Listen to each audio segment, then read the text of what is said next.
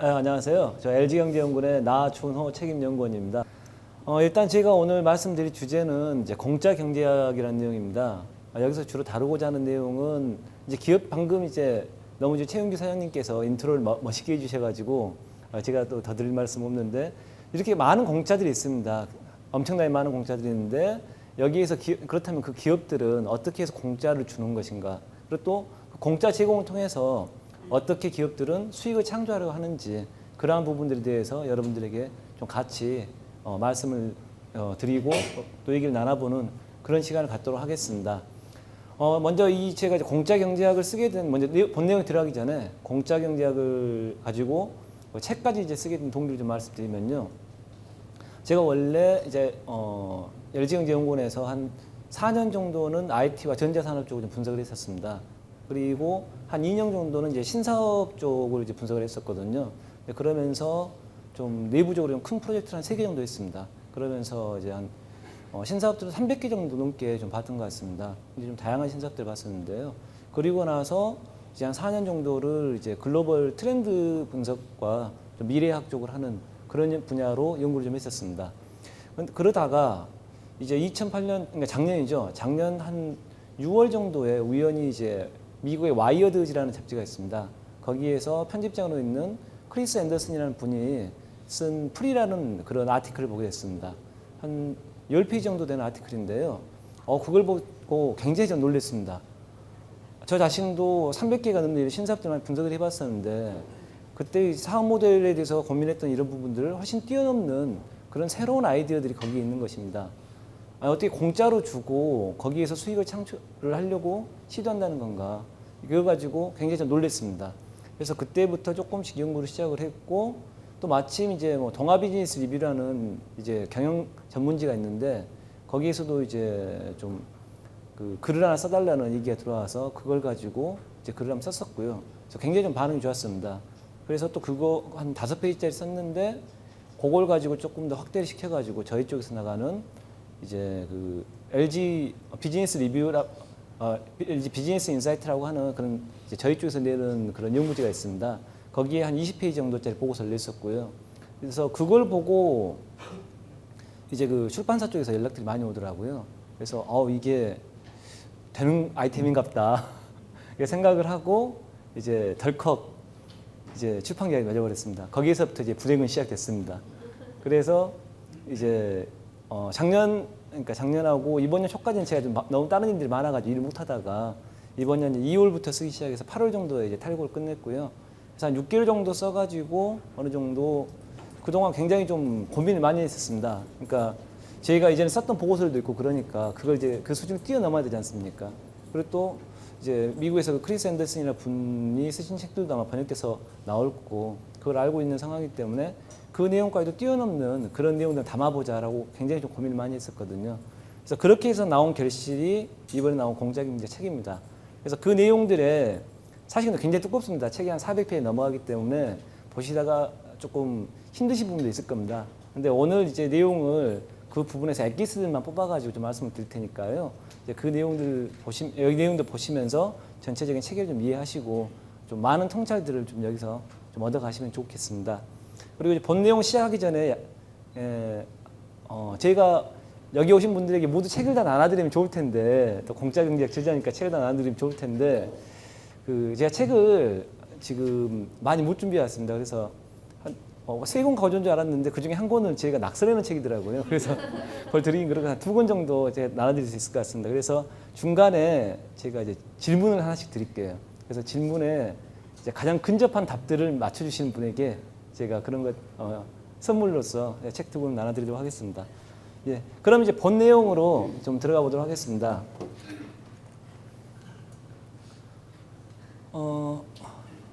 일단 이제 저희가 오늘 여러분들에게 말씀드리고자 하는 그 요즘 그 3가지입니다. 첫 번째로 도대체 공짜 경제라는 게 뭐냐 이런 부분이고요.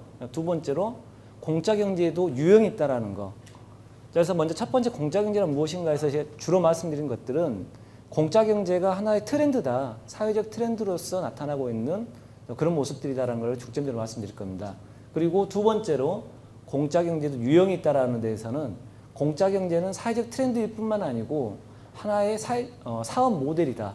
그런 관점에서 공짜 경제들을 어떻게 활용할 수 있을 것인가, 그 사업 모델들에는 어떤 것들이 있을 것인가에 대해서 말씀을 드리겠습니다. 그리고 세 번째로 마지막으로 공짜 경제 어떻게 볼 것인가는 여러분들이 사실 저희들이 이제 소비자의 입장일 수도 있고 그 다음에 기업체를 운영하시는 사장님 입장일 수도 있고 또 그 어떤 기업들 투자를 해야 되는 투자자 입장일 수도 있습니다. 그런 여러 가지 입장에서 이런 공짜 경제들을 어떻게 바라보고 또 어떻게 활용해야 될 것인가에 대해서 좀 말씀을 드리도록 하겠습니다. 첫 번째로 공짜 경제란 무엇인가입니다. 여기서는 먼저 공짜 경제가 하나의 사회적 트렌드가 되었다는 부분에 대해서 중점적으로 말씀드리겠습니다. 이 사례는 이제 그러니까 제 책이 보도가 나가면서 이게 굉장히 좀 많이 얘기가 됐었는데요. 자, 2009년 6월 1일에 일본에서 굉장히 일본 긴자거리에서 진풍경이 벌어졌습니다. 자, 여기 사진들 보시면 사람들이 쭉 늘어섰지 않습니까? 거의 한 2km 정도에 걸쳐서 5,000명이 줄 섰다고 합니다. 자, 왜 그랬을까요? 이 일본 긴자에 모부상이라고 하는 보석점이 새로 들어왔습니다. 모부상은 유럽에서는 굉장히 인지도가 높은 이제 불가리라든가 이런 데들과 비슷하게 굉장히 인지도 높은 보석상인데요. 아직까지 아시아라든가 미국 쪽엔 별로 진출 못했습니다. 근데 일본에 이제 들어가면서 획기적으로 한번 이름을 알려보려고 다이아몬드 5,000개를 공짜로 배포를 한 겁니다. 너무 부럽죠. 저희도 이제 일본에 있었으면은 다이아몬드 살 수 있었을 텐데. 그래서 여기 보시면은 요거 지금 사진이 잘 안 나왔는데요. 요거 보이시죠? 요 다이아몬드 하나, 그러니까 오신 분들한테 다이아몬드 하나씩을 이제 나눠 준 겁니다. 자, 이 소문이 퍼지니까 어떻게 됐습니까? 사람들이 줄 쫙 서버린 거죠. 그래서 개장 전에 이미 수천 명이 세도해갖고 또 언론에서 이 모습들을 앞다투 보도를 한 거죠. 그렇기 때문에 모부상은 이제 다이아몬드처럼 강렬한 그런 인상을 일본인들에게 남겼다고 합니다. 지금도 일본 긴자거리 가면 사람들이 한 번씩 모부상 앞을 지나가면서 여기가 그 공짜 다이아몬드 나와준 거기지? 라고 물어보고 한 번씩 간답니다. 굉장히 큰 효과를 얻은 거죠. 근데 실제로 배포된 다이아몬드는 개당 5,000엔이라고 했다고 합니다. 근데 총 비용이 이제 3천만 원 정도 들었고요. 이 정도의 수익 창출 효과를 얻으려면은 광고를 제대로 때린다고 하면은 적어도 3억 엔 이상이 들어간다고 합니다. 10배 이상의 효과를 얻은 거죠. 근데 굉장히 통 큰 장사죠. 3천만 원이면은 우리나라 돈 3억 원 정도거든요. 그러니까 3억 원 공짜로 주고 대신 30억 원어치의 이득을 얻는다는 거죠. 그러니까 이뿐만이 아닙니다. 모부상은 이렇게 극적인 홍보 효과뿐만 아니고 공짜로 다이아몬드를 뿌려가지고 잠재 고객들을 확보했습니다. 손해날 장사는 없죠. 자, 여러분들 다이아몬드 요걸 받으셔가지고 집에 가서 모셔만 두시겠습니까? 결국 그렇진 않겠죠. 구슬도 깨어야 보배라고 이거를 반지로 만들거나 목걸이로 만들거나 귀걸이로 만들어야 빛이 납니다. 자, 그렇기 때문에 이 사람들 가져간 사람들에게 그냥 나눠준 거 아니거든요. 앉혀놓고 저희 브랜드가 굉장히 유럽에서는 엘레강스한 브랜드입니다. 그래서 굉장히 기품도 있고 유명한 브랜드인데 아직까지는 일본이 잘 안 알려졌습니다. 그러면서 그러니까 이걸 가지고 반지 세팅이라든가 목걸이 펜던트를 하시면은 굉장히 DC된 가격에 저희가 제공해 드릴 수 있습니다라는 얘기를 드린 거죠. 자, 그렇기 때문에 당일날 그러니까 하루에 330명 정도씩한테 나눠줬거든요. 그래서 한 달간 이렇게 쭉 나눠줬는데 그중 15%가 그 자리에서 이 다이아몬드 반지나 목걸이 세팅 주문을 했답니다. 그럼 나머지 받은 사람들도 모시만 놓고 있지는 않겠죠. 언젠가 기념일이 되고 뭔가 와이프에게 또는 사랑하는 사람에게 선물해야 될 때가 되면은 다시 이걸 가지고 모부상을 찾아올 겁니다. 목걸이나 반지를 해달라고요. 자, 이렇게 5,000개 공짜 다이아몬드를 뿌려가지고 5,000명이라는 잠재 고객을 확보한 겁니다. 자, 이게 바로 공짜 경제 비즈니스의 대표적인 사례입니다. 자, 이게 여러분도 어느 정도 공짜 경제 비즈니스가 어떤 거라는 거에 대해서 이제 감을 잡으셨을 겁니다. 자, 그래서 공짜 경제란 무엇인가? 저는 여기에 대해서 두 가지 답을 합니다. 첫 번째로는 하나의 사회적 트렌드다. 그 다음에 두 번째로는 공짜를 통해서 수익을 창출하려고 하는 사업 모델이다. 이렇게 말씀드립니다. 자, 먼저 보시면 우리 주변에는 아까 최윤기 선생님께서 말씀하셨던 것처럼 너무나도 많은 공짜들이 있습니다. 뭐 면도기도 이거 왜 이러니? 자, 면도기도 공짜로 주고요. 그 다음에 뭐 방송 같은 거 이거 공중파 방송을 돈 내고 본다고 하면 굉장히 짜증내시죠. KBS에서 조금만 방송 수신을 올린다고 하면 막 짜증나시죠. 이것도 거의 공짜로 이제 가는 겁니다. 그 다음 인터넷도 당연히 공짜로 쓰시는 거고요. 공짜 폰, 거리에 널려 있습니다. 이미 공짜는 우리 주변에 너무도 많습니다.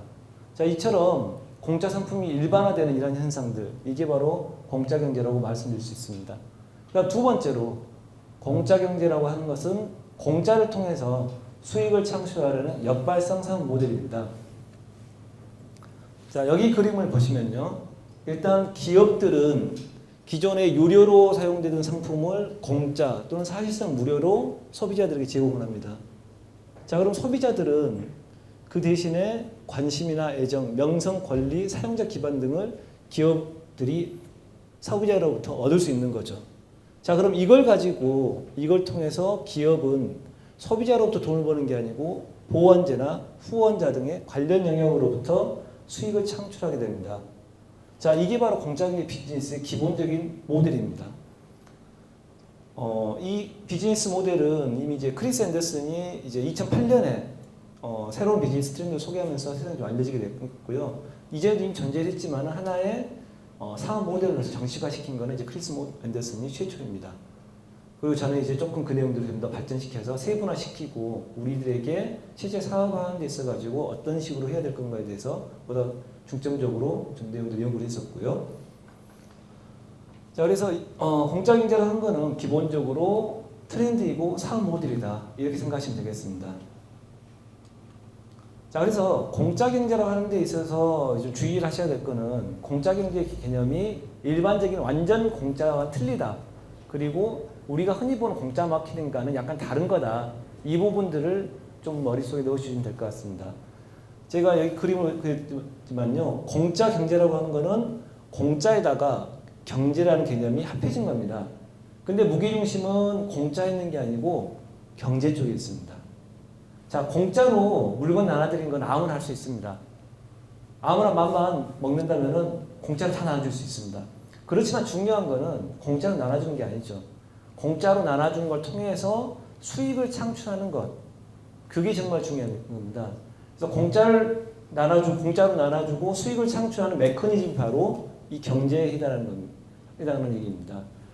자, 그래서 기업에게 어떤 공짜라고 하는 것들은 단순히 수익 창출 기반을 확보하기 위한 그 수단일 뿐이고 정말 중요한 거는 뒤쪽 수익 창출의 구체적인 메커니즘이다. 이런 것들을 확보를 해야 공짜 경제가 성립하는 거라고 생각하시면 될 것 같습니다. 자, 그렇기 때문에 소비자 입장에서는 공짜 경제가 결코 조건 없는 완전 공짜가 아닙니다. 오히려 공짜 경제는 조건 있는 공짜입니다. 분명히 조건이 명시가 되어 있습니다. 그리고 사실 조건이 강제적이냐 강제적이지 않느냐의 차이가 있을 뿐이니 분명히 어떤 식으로든 조건이 달려 있습니다. 자, 그렇기 때문에 소비자에게는 조건 없는 완전 공짜는 좀 구분해서 보셔야 된다. 소비자 입장에서는 그렇게 생각하셔야 된다는 것들을 이해하시면 될 것 같고요. 그리고 소비자들도 이미 조건이 있다는 것을 다 압니다. 다 알고 여러분들 핸드폰들 사실 때 그러시잖아요. 다들 조건 있는 거 아시잖아요. 공짜폰들.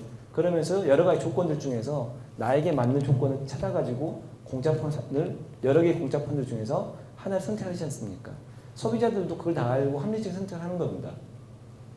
자, 난 공짜 경제는 공짜 마케팅과도 약간 틀립니다. 가장 중요한 건 뭐냐면은 공짜 마케팅이 일시적이고 이벤트적인 성격이 강하다면 공짜 경제는 지속적이기 위해서 노력을 많이 한다는 겁니다. 그리고 광고 효과뿐만 아니고 수익 창출까지도 시도하려고 노력한다는 게 공짜 마케팅과 차이입니다. 자, 그렇기 때문에 공짜 마케팅은 단순하게 홍보 효과만 극대화하면 됩니다. 그렇지만 공짜 경제에서는 수익 모델을 마련하고 리스크 관리하는 게 굉장히 중요해집니다.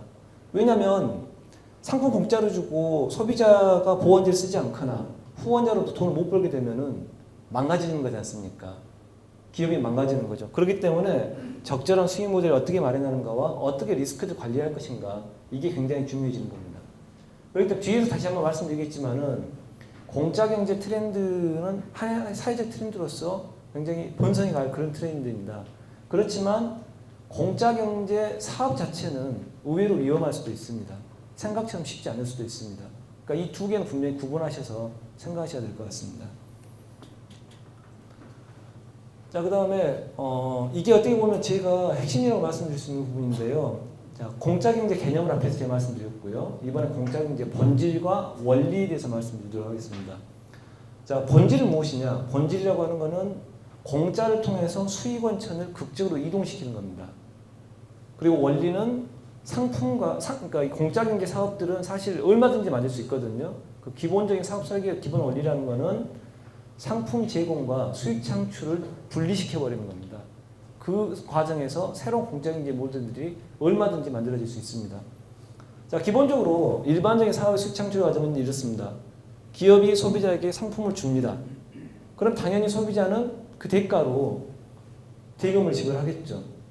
이처럼 상품이 가고 대금이 오는 과정이 일치되어 있습니다. 여러분들 백화점에서 물건 사실 때 당연히 물건 받고 돈을 주시죠. 너무도 자연스럽게 이루어져 있습니다. 자, 그렇기 때문에 상품 제공과 수익 창출 과정이 일치합니다. 그렇기 때문에 뭐 수익 모델 이런 거 별로 생각할 필요가 없는 거죠.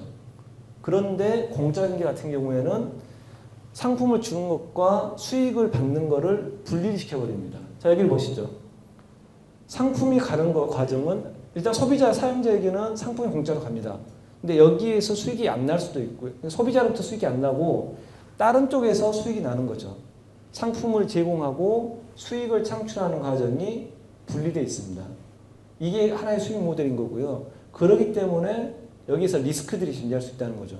상품을 공짜로 줬는데 수익은 안 올 수도 있는 거죠. 그렇기 때문에 그 사업 모델 생각이 굉장히 복잡하고 수익 모델과 리스크 관리가 중요하다는 거 다시 한번 강조드리겠습니다. 그러니까 상품 공작의 본질은 수익 원천의 극적인 이동이다. 그 다음에 사업 설계라는 기본적인 원리는 상품을 제공하고 수익 창출을 분리시켜버리는 거다. 그러면 얼마든지 만들 수 있다. 이런 얘기가 되겠습니다. 자, 근데 저도 이제 공짜경제를 보면서 이제 사람이 참 그렇잖아요. 이게 그러니까 원조를 찾고 싶어 하는 게 사람의 기본적인 욕망이지 않습니까? 그래서 공짜경제라는 사업 모델이 언제부터 이용되는가 찾아봤습니다. 그랬더니 이미 100년 전에 이미 원조분들이 계시더라고요. 자, 먼저 100년 전에 원조분 첫째가 이제 질레트죠. 질레트 같은 경우가 공짜 면도기 배포해가지고 공짜 면도기 일회용 면도기 시장이라고 하는 새로운 시장 창출을 했습니다. 마찬가지로 스탠다드 오일 같은 경우도 공짜 기름을 램프를 배포해가지고 그 새로운 중국 시장을 확보를 했습니다. 1900년대 이때 여러분들 그 최대의 석유 수출국이 어디였는지 아십니까? 역시 이거는 책은 안 나가는 질문입니다. 그냥 한번 테스트 차원에서 한번 해본 거고요. 이거는 그러니까 그때 1900년 당시에 세계 최대의 석유 수출국은 미국이었습니다. 미국에서 1860년인가 석유가 본격적으로 이제 상업적으로 채굴되기 시작했고요. 그리고 그때부터 이제 석유를 미국에서 이제 수출을 했었죠. 그때 당시만 해도 미국이 농산물이라든가 광물 이런 것들 수출한 나라였습니다. 자, 그래서 그 스탠다드 오일이라는 지금 엑슨모빌 있죠. 엑슨모빌의 전신이 스탠다드 오일인데요. 이 회사가 이제 당시 신시장이었던 중국 시장 개척하기 위해서 그 등유 램프를 800만 개나 무료로 배포했습니다. 자, 왜 그랬을까요? 당시만 하더라도 사람들이 등잔물 썼었죠. 등잔물. 그 그러니까 나무 송진이라든가 아니면 동물 기름 가지고서 등잔물 썼습니다. 그래서 굉장히 끄름도 많이 나고 또 불빛도 별로 안 밝고 그런 거였는데, 그래서 이게 나름대로 보면 그때 당시에는 첨단 신상품이었던 겁니다. 지금 보면 완전 그 골동품이죠. 그럼에도 불구하고 그때 첨단 신상품이었던 겁니다. 근데 이걸 갖다 줘도 중국 사람들이 뭐 좋은 걸 모르는 거죠. 그러니까 일단 그럼 공짜로 뿌려주자. 공짜로 뿌려서 좋은 걸 알게 하자. 그렇게 하고 800만 원이나 뿌린 겁니다. 그러면 한번 써본 사람들이 이게 좋다는 걸 알고 결국 석유가 떨어지면 석유를 사러 오게 될 거 아닙니까? 그래서 스탠다드 오일이 입지를 확대해 나갔던 거죠. 그래서 중국 시장 점유율이 이미 1900년에 42%를 넘어버렸고 1928년 가면은 거의 중국의 그 등유용 석유 시장을 장악을 해버리게 됩니다.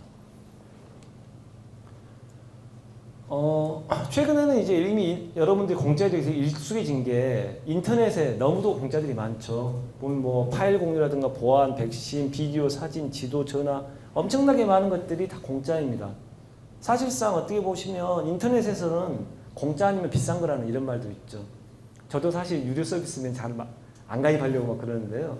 대부분이 공짜, 워낙 많은 대체제도 존재하고 공짜도 존재하기 때문에 이런 공짜들은 인터넷을 통해서 확산했다고 해도 과언이 아니겠습니다. 그뿐만이 아닙니다. 이제 컨텐츠 산업에서도 공짜 경제가 이제 많이 등장하고 있습니다. 특히 이제 음악 시장에서 이런 다양한 실험이 전개되고 있는데요. 그 대표적인 이유가 음악이라고 하는 것들이 제가 뭐 80년대, 90년대 학교 다닐 때만 해도 굉장히 음악이라는 게 문화상품이었고 귀한 상품이었습니다. 그래서 CD를 사서 모으고 그랬었거든요. 근데 지금은 인터넷이 되고 디지털 되니까 언제 어디서나 음악을 다 들을 수 있습니다. CD 안 사시죠? 저도 잘 안 삽니다. 그러다 보니까 이제 그 음반 자체가 이제는 하나의 범용제, 가치 없는 게 되어버렸다는 거죠. 자, 여기에서 한번 이걸 보시겠습니다. 자, 퀴즈 한번 나가도록 하겠습니다. 자, 여기 보시면 이게 미국 시장입니다. 미국 음반 시장인데 1999년이 피크였습니다.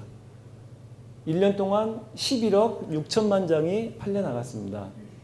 근데 2008년에 지금 몇억 장이 팔렸을까요? 자, 이건 뭐 괜찮습니다. 뭐 부끄럽게 생각하지 마시고. 자, 그러면은 한 8억 장 될 것 같다. 한번 손 한번 들어보시겠습니까? 한 8억 장 될 것 같다. 예. 한번 들어주셨고요. 자, 그러면은 한 6억 장 될 것 같다. 예, 6억 장 드셨습니다. 자, 그러면 한 4억 장 될 것 같다. 예, 4분 드셨고요. 그러면은 한 2억 장 될 것 같다. 상당히 냉정하시네요. 이게 11억 장, 2억 장까지 가면은 이거는 완전히 진짜 시야 망가지는 겁니다. 근데 이게 저로서는 지금 상당히 고민되는 상황이 터져 나왔습니다. 객관식으로 내면 안 되는데 이게. 자, 보시면 4억 장입니다. 쫙 떨어졌습니다. 예. 자, 일단 4분이나 돼가지고 제가 지금 상당히 고민을 하고 있습니다. 자, 4분 한번 다시 한번 들어주시겠어요? 6분이나 되셨습니까? 네, 그러면 일단 제가 다음 문제 드리면서 다시 한번 여기서 맞추신 분들에게 그 2번 맞추신 분들에게 드리도록 하겠습니다. 이거 책을 좀 많이 주문을 해갖고 왔어야 되는데, 이런 난감한 사태가 발생할 줄 몰랐습니다. 근데 어떻게 잘 맞추세요? 저는 사학자인데 딱 보고 되게 놀랐었거든요. 그래서 이렇게 일단 엄청나게 감소를 해버린 거죠. 그래서 결국 이제 어떤 사람들이 나오기 시작했냐면은 결국 가치가 없는 CD 같은 거는 이제 공짜로 줘버리자. 공짜로 줘버리고 다른 데서 돈을 벌자. 이런 사람들이 나왔습니다. 대표적인 케이스가 프린스입니다. 여러분들 프린스 혹시 기억나십니까? 퍼플 레인이라는 곡들 기억나시죠? 80년대 이제 팝을 좀 들어보셨으면 아실 텐데 그때 마이클 잭슨하고 이제 프린스하고 이제 미국에서 80년대 초반에 시장을 양분했던 흑인 가수였습니다. 근데 이 프린스가 지금까지 활동을 하면서 특히 2007년 8월에 그 영국에서 신작 앨범 CD 300만 장을 신문에다 끼워가지고 300만 장이나 공짜로 풀렸습니다. 그래서 난리가 났죠, 영국에서는. 영국 소니에서 이거를 이제 그러니까 앨범 수입해서 팔려고 그랬는데, 야, 이거 말도 안 된다 하면서 그러니까 철회해버리고, 굉장히 그때 나쁜 큰 소동이 났습니다. 그리고 뭐 프린스가 다 빼버리겠다. 그 음반 매장에서 다 빼버리겠다. 이렇게 나오고 난리가 났었죠. 자, 근데 프린스는 오히려 그 상황을 굉장히 즐겨했습니다. 왜냐면은 공짜로 홍보되는 거잖아요. 프린스가 뿌리는 목적이 뭐였냐면 런던 콘서트 투어를 홍보하기 위해서 앨범을 뿌렸거든요. CD를 뿌리고 거기다가 티켓 이거 가지고 오시면 30% DC 이게 넣는 거죠. 자, 그런데다 불구하고 이게 논란이 커지면서 이게 이런 목적 때문에 했다는 것을 알려줘 버리니까 더 신이 난 거죠. 그래서 결국 CD 인생을 포기했지만은 런던 콘서트 성공으로 굉장히 큰 수익을 얻었습니다. 어느 정도 수익을 얻었느냐 봐보겠습니다. 자, CD 300만 장을 정상 판매했을 때 인세는 560만 달러, 우리나라 돈은 56억 원 정도 됩니다. 56억 원 그냥 포기해버린 겁니다. 포기해버리고 이게 그 데일리 메일리 그 신문사 쪽에서 라이선스를 10억 정도 받았고요. 그 다음에 콘서트 입장 수익에서 21회나 개최를 했는데도 불구하고 이게 다 풀로 찼답니다. 그래서 2,340만 달러, 우리나라 돈으로 한 50억 정도 그렇게 벌었죠. 순수익이 1880만 달러니까 우리나라 돈 한 200억 정도 벌었다고 생각하시면 되겠습니다. 공짜로 통 큰 장사를 한 거죠. 공짜로 한번 세게 뿌려가지고 엄청나게 많은 수익 가져온 겁니다. 그래서 굉장히 통 큰 장사를 했다라고 이제 얘기가 되고 있습니다. 저는 이걸 알아도 간이 작아서 제가 달리 연구를 하는 게 아닙니다. 제가 달리 연구를 하는 게 아니고 간이 작아서 알아도 이렇게 못합니다. 굉장히 대단하신 분 같아요. 자, 그래서 다른 산업에도 공짜 경제 바람이 많이 불고 있는데 특히 이제 우리가 공짜를 많이 만날 수 있는 게 통신 산업입니다. 그래서 최근에 이제 무료 통화 같은 거 굉장히 많이 되고 있고요. 또 미국 같은 경우에서는 휴대폰 쪽에서 광고 기반의 공짜 통화도 나타나고 있습니다.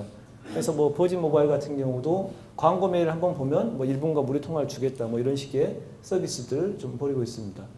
뭐 우리나라는 더 세죠. 그냥 휴대폰 하나씩 공짜로 줘버리니까요. 그래서 우리나라 역시 공짜에는 앞서가고 있는 아시아 쪽이 그런 측면에서 굉장히 선진적인 모습을 보이고 있습니다. 자, 그 다음에 전통 산업 같은 경우 굉장히 공짜 경제가 쉽지 않은 편입니다. 인터넷 산업은 상대적으로 공짜 경제가 쉽거든요. 일단 서버만 장착을 해놓고 그 다음에 그러면은 뭐 오는 거는 뭐 그렇게 큰 비용이 안 드니까요. 그렇지만은 전통 산업 같은 경우에는 공짜 경제를 하려면은 물건 만들어 줄 때마다 비용이 발생합니다. 그렇기 때문에 훨씬 어렵죠. 그럼에도 불구하고 최근 굉장히 다양한 공짜 경제 사업들이 나오고 있고 특히 이제 공짜에 쉽게 반응을 하는 사람들이 대학생들입니다. 주머니 사정이 가벼우니까요. 그래서 그 사람들을 대상으로 해가지고 공짜 경제 사업들이 많이 나타나고 있습니다. 대표적인 게 타다카피입니다. 이건 아마 우리나라에서도 이거 비슷한 사업들이 지금 시작된 걸로 알고 있는데요. 이거 원리는 뭐냐면은 그냥 그 대학교 안에다가 이렇게 공짜 복사기 하나를 그냥 아무렇게 설치해 놓는 겁니다. 그럼 와서 누구라도 복사를 할 수 있습니다. 자, 그러면은 이 공짜로 복사를 해주면은 수익은 어디 창출하느냐? 자, 이게 복사지입니다. 복사지가 양면이지 않습니까? 양면인데 한 면을 이미 한 면에 광고를 유치해가지고 인쇄를 해놓는 거죠. 그러면 나머지 한 면을 가지고 복사해 줄 수 있는 거죠. 자, 그러면 일단 그 소비자라든가 이 광고주 입장에서 둘 다 좋습니다. 대학생 소비자들은 공짜로 복사해도 좋고요. 복사도 안 돼서 좋고. 그 다음에 광고주들 같은 경우에는 학교 앞에서 열심히 이렇게 찌라시 나눠줘봤자 다들 어떻게 합니까? 버리죠. 그런데 여기다가 뭔가 내용들 뭐 논문이라든가 복사를 해서 가지고 있으면 적어도 6개월은 갑니다. 학기 동안 가지고 있죠. 6개월 동안 계속 보게 된다는 거죠. 노출 효과가 훨씬 높아집니다. 자, 그렇기 때문에 이게 윈윈하는 사업 모델로 해가지고 굉장히 일본에서 번창을 한 겁니다. 그래서 2년 만에 44개 대학으로 확대됐고요. 최근에는 한 60개 넘어갔을 겁니다. 그리고 중국하고 미국 쪽에도 이 사업 모델을 가지고 진출했다고 알고 있습니다. 그다음에 미국 같은 경우에 이제 대학생 대상으로 해서 공짜 교과서도 나오고 있고요. 그러니까 PDF를 만들고 교과서 PDF를 만들고 그 사이에다가 광고를 이제 집어넣는 겁니다. 그리고 마찬가지로 노트도 공짜로 주는 데가 있습니다.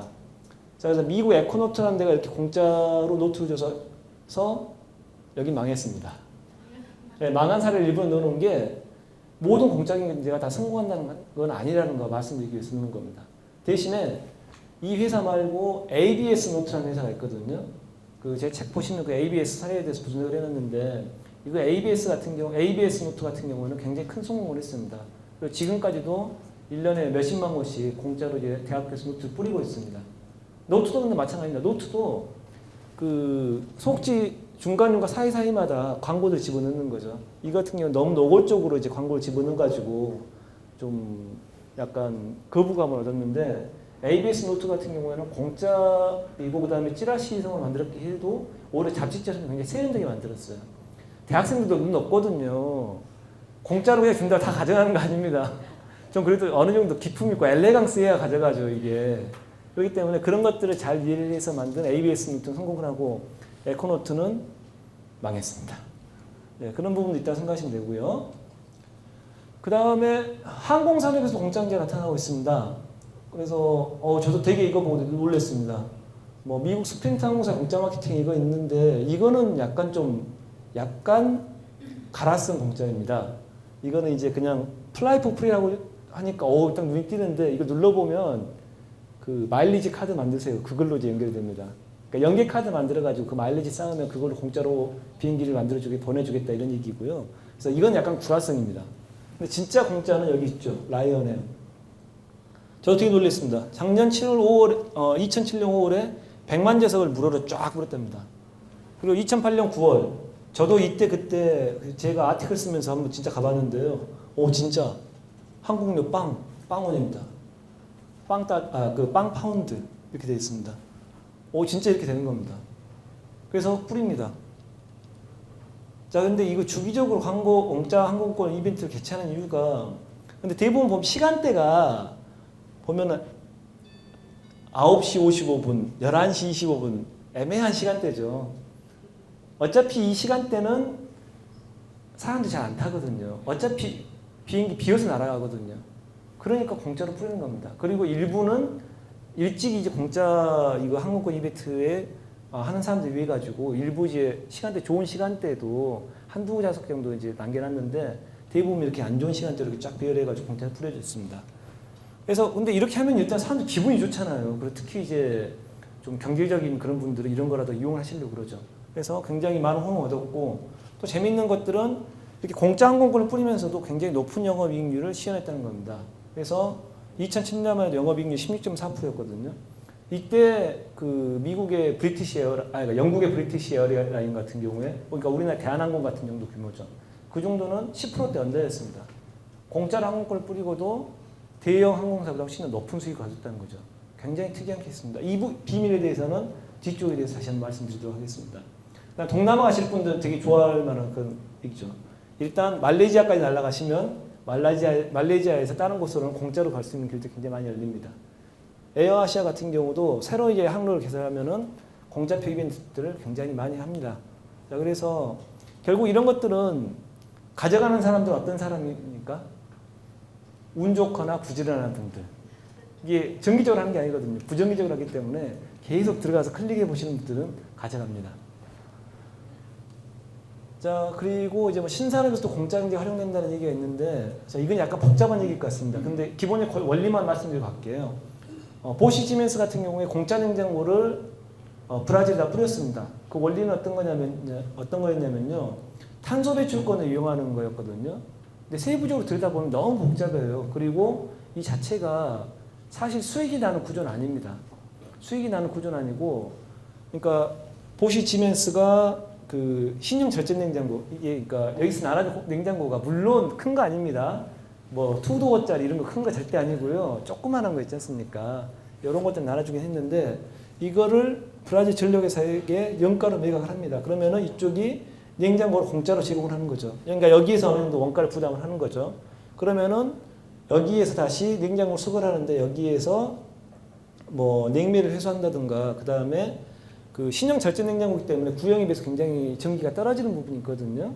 자, 이걸 이용해서 CDM이라고 하는 그런 그 사업이 있습니다. 그 사업들을 적용시켜가지고 이렇게 공짜 냉장고를 만들어낸 그런 부분입니다. 근데 사실상 CDM이라고 하는 부분이 그게 그걸로 돈을 벌 수는 없거든요. 그거는 이제 환경 사업을 하는 데 있어서 수익이 잘 안 나지 않습니까? 그래서 그런 부분들을 유엔에서 보조를 해주는 거기 때문에 거기서 수익이 나는 산업이라면은 당연하게 보조는 안 해줍니다. CDM 사업이 안 되는 거죠.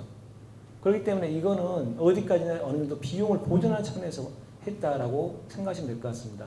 근데 여기에서 주는 중요한 시사점은 뭐냐면은, 흔히 이제 후원자를 생각을 하시면 광고만 생각하시잖아요. 광고. 근데 광고 외에도 다른 후원자들을 얻을 수 있는 길들이 많이 있다는 겁니다. 예를 들어서 이통사 마일리지 같은 거, 카드사의 마일리지 같은 거, 이런 것도 내 쪽으로 끌어오면은 그게 후원자 될 수 있습니다. 뒤에서 보실 옹진코의 사례 같은 경우가 그런 게 있습니다. 그리고 이것처럼 국가라든가 지자체 또는 세계 그 세계 단체 같은 거, 이런 쪽들도 후원자로 끌어오면은 되는 경우도 있을 수 있습니다. 이렇처럼 후원자들은 여러분들이 생각하시기에 따라 가지고 얼마든지 많다라는 거, 그런 시사점을 주는 모델이 되겠습니다. 자, 그래서 지금까지 엄청나게 많은 이제 공짜경제 사업들을 보셨고요. 자, 그러면 이 공짜경제가 이제 어느 정도 사회적인 트렌드가 됐다는 부분에 대해서 다들 이제 이해를 하실 겁니다. 자, 그러면은 공짜경제가 왜 이렇게 부상을 하고 있느냐? 원인들 다양합니다. 원인들 다양한데요. 뭐 인간 본연의 공짜 심리도 있을 거고 뭐 사람들이 좀 구매력이 약해질 정도 있을 거고 그럴 텐데 가장 중요한 거는 사람들한테 정보력이 증대됐다는 거. 옛날에 공짜가 있어도 사람들이 잘 몰랐죠. 어디 있다는 거는. 근데 지금 공짜라는 얘기가 딱 퍼지면은 인터넷에서 쫙 퍼지죠. 그냥 메신저로 쫙 퍼집니다. 그러면 사람들 달려갑니다. 이런 정보력이 증대됐다는 거. 그래서 공짜가 갖는 파괴력이 그만큼 증대됐다는 거죠. 그래서 이 공짜가 어떤 사람들 모으는, 사람들의 관심과 주목을 모을 수 있는 중요한 수단이 되었다는 거고요. 두 번째로 디지털과 인터넷 어떤 시대의 도래로 얘기해가지고 한기 비용이 사실상 제로가 되는 그런 식의 사업들이 나타나기 시작했다는 겁니다. 또 다른 측면에서 보면은 이제 시설들 같은 경우에 굉장히 지금 시설들이 대형화되고 있지 않습니까? 이런 시설이 대형화되었기 때문에 뭔가 남는 부분들이 존재합니다. 공실률이 이런 이제 비즈니스 오피스 타운만 하더라도 공실률들이 많잖아요. 공짜로 주더라도 아무런 손해가 나지 않는 뭐 이런 식의 것들이 존재한다는 거죠. 이게 한계 비용이 제로가 되는 그런 식의 것들이 풍요의 시대 때문에 나타나고 있다라고 하는 거 그런 부분이 중요한 것 같습니다. 또한 가장 중요하게는 희소자본이라는 것들이 변하고 있다. 옛날에는 토지라든가 자본이라든가 노동이 굉장히 희소한 자원이었습니다. 근데 지금은 흔하디 흔하죠.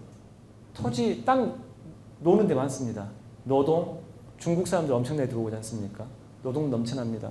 자본, 너무 많죠, 지금. 유휴 자본, 지금 뭐 투기성 유휴 자본도 엄청나게 많지 않습니까? 토지 노동 자본 더 이상 희소 자본이 아닙니다. 오히려 중요한 거는 경쟁이 치열해지면서 시장 내에서 고객들이 갖고 있는 관심과 평판, 그리고 시간, 이런 것들이 정말 희소한 자원이 되는 겁니다. 이런 것들을 어떻게 확보할 것인가, 이런 것들을 어떻게 확보할 것인가를 위해서 고민한 끝에 나온 것들이 바로 공짜라는 거죠. 이런 공짜로 줘서 사람들의 관심과 시간과 평판을 잡자. 여러분들도 마찬가지죠. 공짜로 강의를 오늘 이제 하고 그걸 보시고 여러분들 시간을 투자해 가지고 오신 거죠.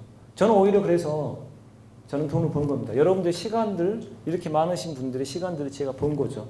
공짜로 강의를 해가지고. 그런 측면에서 이런 공짜라는 것이 굉장히 중요해진다라고 보시면 될 것 같습니다. 그래서 이러한 트렌드는 앞으로도 좀 계속될 것 같다라고 하는 게 제 생각입니다. 자, 그래서 공짜 경제가 하나의 트렌드라는 것들을 지금까지 보셨고요. 자, 그럼 여러분들이 여기까지 오셨으면 이 공짜 경제를 어떻게 활용할 것인가 여기에 대한 답들을 얻어 가셔야 될 겁니다. 자, 그래서 그 활용하려는 방법들을 아시려면은 기본적으로 공짜 경제 사업의 모델들이 어떻게 구성되는가 이것들을 좀 보셔야 될 것 같습니다. 그래서 이번에는 공짜 경제에도 유형이 있다는 내용을 가지고 공짜 경제 사업 모델들에 대해서 한번 살펴보도록 하겠습니다. 원래는 제가 한 12가지 정도로 좀 세부적으로 분석을 했는데요. 12가지 다 이제 설명을 드리면 너무 힘들어하실 것 같아요. 그래서 간단하게 4가지 정도만 해가지고 설명을 드리고 간단히 넘어가도록 하겠습니다. 기본적으로는 그렇습니다. 기본적으로는 그 공짜로 기업들이 주는 거에는 크게 4가지 정도가 있을 것 같아요. 첫 번째로는 그거죠. 뭔가 공짜로 주고 다른 보호한지에서 돈을 버는 방식이 있을 겁니다. 그 다음에 두 번째로는 공짜로 주고 다른 사람으로부터 돈을 버는 방식이 있을 겁니다. 자, 이게 가장 대표적인 겁니다. 사업재정형, 공짜로 주고 보호한제로부터 공짜로 주고 보호한제로부터 돈을 벌죠. 면도기를 공짜로 주고 면도날로부터 돈을 법니다. 휴대폰을 공짜로 주고 이동통신 서비스로부터 돈을 법니다. 자, 이게 바로 사업재정형입니다. 근데 왜 사업재정형인가는 제가 다시 한번 뒤쪽에 설명드리겠습니다. 그래서 일단 수익은 보완제에서 창출하는 형태가 있을 수 있습니다. 두 번째로 흔한 그런 사업들은 공짜로 주고 다른 사람부터 돈을 받는 겁니다. 방송이 이렇죠.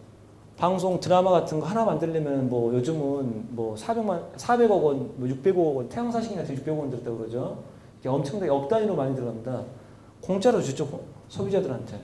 그러면은 방송사는 어디서 돈을 법니까? 광고주들로부터 돈을 벌죠. 소비자들이 광고를 보면은 그걸로부터 돈을 버는 구조로가 됩니다. 자, 이렇게 인터넷도 마찬가지죠. 인터넷 콘텐츠 공짜로 줍니다. 유튜브 공짜로, 그러니까 인터넷 동영상이죠. 공짜로 동영상 제공해주고 어디에서 돈을 봅니까? 중간중간에 동영상 광고가 나오지 않습니까? 그 광고로부터 돈을 버는 거죠. 자, 이런 식으로 후원자로부터 돈을 버는 구조들도 있을 수 있습니다. 수익을 후원자로부터 창출할 수도 있습니다. 자, 그런데 이 두 가지는 확실하게 수익이 납니다. 확실하게 수익이 나는데요. 이제 보시다 보면은 돈이 안 벌려도 공짜로 주는 경우가 분명히 존재를 합니다. 이 두 가지 경우가 그런 경우죠. 가치 이전형과 공유 촉진형. 가치 이전형 같은 경우는 정말 이거는 살을 내주고 뼈를 얻겠다고 하는 그런 사업 모델입니다. 그러니까 분명히 손해 볼 걸 알아요. 손해 볼 걸 알지만은 일단 공짜로 줍니다. 왜? 경쟁자로부터 소비자들을 빼앗기 위해서. 이미 경쟁자가 시장에서 좀 어떤 시장 지배력을 가지고 있어요. 그런데 내가 공짜로 주면 당연히 나한테 쏠리겠죠.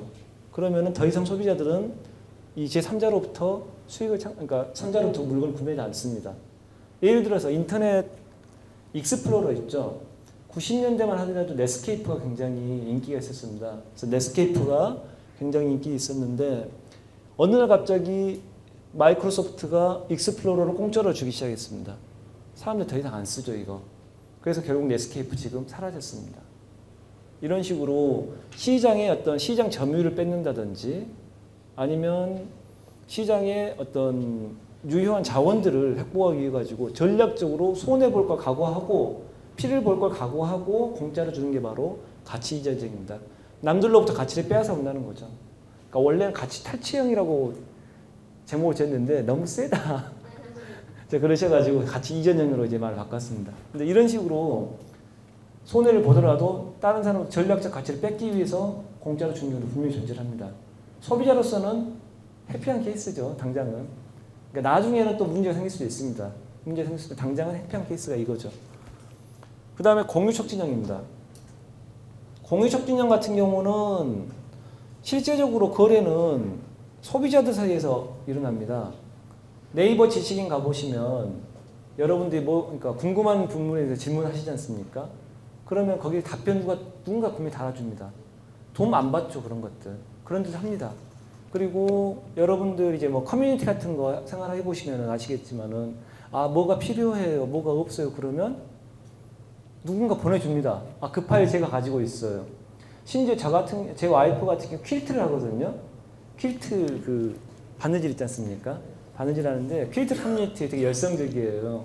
그런데 이제 하다가 보면 이만한 천이 필요한데 그게 없는 경우가 있대요. 그래서 혹시 2천 있으신 분 그러면은 누군가 저 있어요 그러면서 택배로 그걸 보내준대요. 되게 희한하죠. 근데 그런 것들이 실제로 납니다. 그러면은 그러니까 공짜로 줬을 때 오는 건 뭡니까? 어머 선생님 고수세요. 대단하세요. 너무 착하세요. 이런 관심과 평판으로 사랑 같은 거죠. 그리고 그 커뮤니티 내에서의 어떤 인지도 같은 거 이런 것들이 돌아오는 거죠. 사실 이런 거는 화폐적인 거 아니거든요. 돈을 주고 받는 거 아닌데 이런 것들이 어떻게 보면 사람들 목말라 있어요. 지금은 워낙 시대가 개인주의적이 되다 보니까 이런 애정을 얻기 위해서 공짜로 주는 거죠. 그리고 커뮤니티 내에서 어떤 명망도 높이기 위해서 주는 거죠.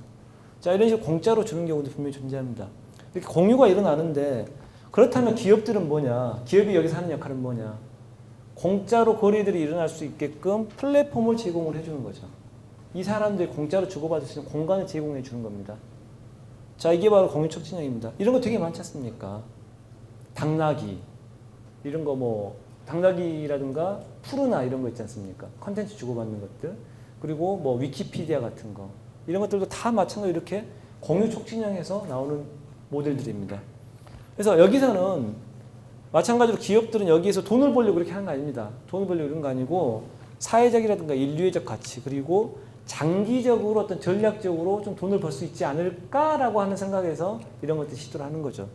이렇기 때문에 당장은 돈을 벌지 못하더라도 공짜로 주는 경우들도 분명히 존재할 수 있다고 하는 거. 이 두 가지는 사업재정형과 후원자형은 분명 수익 모델이 존재하지만 가치 이전형과 공유촉진형은 분명히 당장은 돈 못 버는 모델입니다. 그럼에도 이런 식으로 공짜들이 주어지는 경우들도 있다라는 것들을 이해하시면 될 것 같습니다. 자, 그래서 제 책을 보시면은 이거에 대해서 좀 더 세부적으로 분석을 해놨습니다.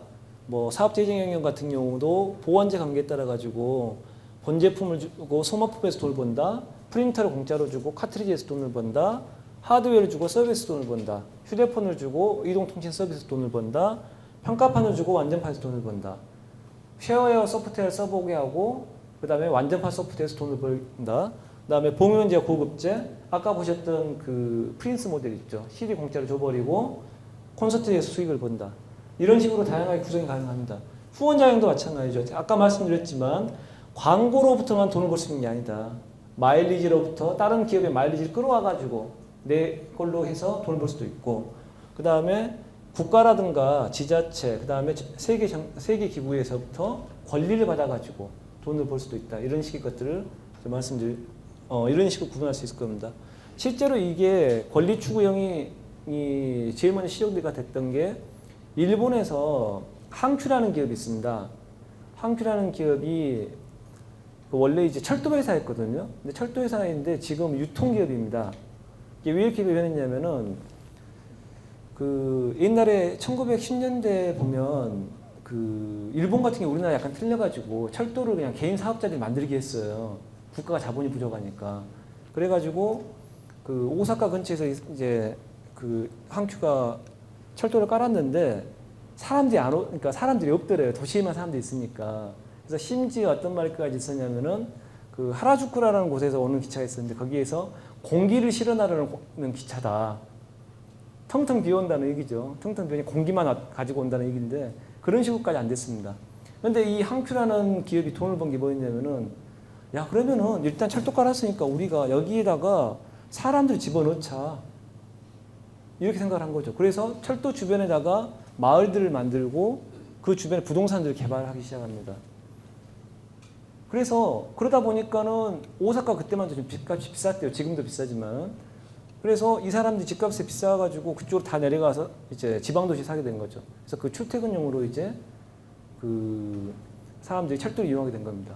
그래서 일단 철도에서 수익 나기 시작했고요. 그 다음에 철도가 이제 개발되니까 부동산이 이제 가치가 올라가는 거죠. 거기서 돈을 벌기 시작했습니다. 그래서 우리나라 보시면 이제 민자 역사들 많이 요즘 들어왔지 않습니까? 민자 역사를 처음 시작한 곳이 바로 항큐입니다. 그때만 하더라도 아니 어떻게 철도 역사 위에다가 백화점을 세워? 엘레강스하지 않게? 이렇게 생각을 했죠. 근데 그걸 실제로 시도했습니다. 그래가지고 돈 엄청나게 벌었죠. 그래서 여기에서 권리 추구형에서 제가 말씀드리고 싶은 건 뭐냐면은 이거를 자기가 만들어야 이미 존재하는 권리라고 하는 거 아까 보셨지만 그 CDM 사업 같은 거 있지 않습니까? CDM 사업 같은 건 이미 존재하는 권리거든요. 이미 존재하는 권리를 공짜 경제로 받으려고 해봤자 그건 큰 수익 못 얻었습니다. 정말 중요한 거는 자기가 권리를 새로 만들어냈을 때, 창안을 해냈을 때 그때 엄청난 수익을 얻을 수 있다는 겁니다. 제 책 보시면 그 벨리브라는 사무들도 있을 거예요. 자전거 회사. 그 자전거 회사도 마찬가지입니다. 벨리브도 마찬가지로 새로운 권리 자기가 만들어내가지고 거기에서 공짜를 가지고 돈을 번 케이스거든요. 자, 그런 것들을 이해하시면 될 것 같고요. 그 다음에 가치 이전형도 단독으로 공짜로 주는 형태도 있을 수 있습니다. 그렇지만은 결합을 해가지고 공짜 효과를 내는 경우도 있을 수 있습니다. 가족 할인 같은, 요즘 통신회에서 보면은 가족 할인 같은 거 있죠. 4명 가입하면 1명 공짜 이런 식의 것들. 이런 식의 효과가 나타나는 경우도 있을 수 있습니다. 그 다음에 공유촉진형 같은 경우도 선물경제, 공유경제, 회복경제 이런 식으로 갈 수 있다는 것들을 이해하시면 될 것 같습니다. 특히 여기서 회복경제 같은 경우에는 기업체에 계신 분들이 잘 알아주시면 좋은 게 지금까지는 공짜가 모두 기업이 고객들에게 공짜로 주는 거지 않습니까? 근데 회복경제는 잘만 활용하시면은 고객으로부터 공짜로 기업이 받는 그런 식의 공짜 경제가 될 수 있습니다. 고객의 노력과 시간을 공짜로 받는 구조가 되는 거죠. 그런 측면에서 회복경제 같은 경우에 굉장히 좀 주의를 하셔서 보시고 특히 이것 때문에 최근에 뭐 위키노믹스 얘기하면서 회복경제들이 굉장히 많이 뜨는 겁니다. 공짜로 소비자들의 노력과 시간 이런 것들 얻을 수 있으니까요. 자, 그래서 이런 것들은 이제 그 제 책을 보시면 좀 더 세부적으로 아시겠지만요. 오늘은 워낙 시간이 좀 촉박하고 그러니까 간단히 넘어가도록 하겠습니다. 자, 그래서 이제 대유형에 대해서만 간단히 설명을 드리도록 할게요. 그래서 사업재정형 같은 거 아까 보셨지만 공짜로 무언가 주고 보완제로부터 돈을 번다라고 하는 거. 자, 여기 음악은 음반 공짜로 줘버리고 콘서트라든가 벨소리, 광고 사비에서 돈을 버는 구조죠. 그 다음에 출판 같은 것도 마찬가지죠. 이북을 공짜로 줘버립니다. 그리고 대신에 강연이라든가 영화 판권의 수익을 창출합니다. 저도 이거 했다 그런데 망했습니다. 아니 사람들이 좀 이상하더라고요. 그러니까 제가 이제 공짜경제 책을 이번에 내면서 일주일간 그 교보문고 쪽에다가 교보문고 협의를 해가지고 이북을 공짜로 뿌렸거든요. 근데 다운을 안 받으시래요. 근데 이게 약간 홍보가 좀 안 돼서도 좀 그런 것 같긴 해요.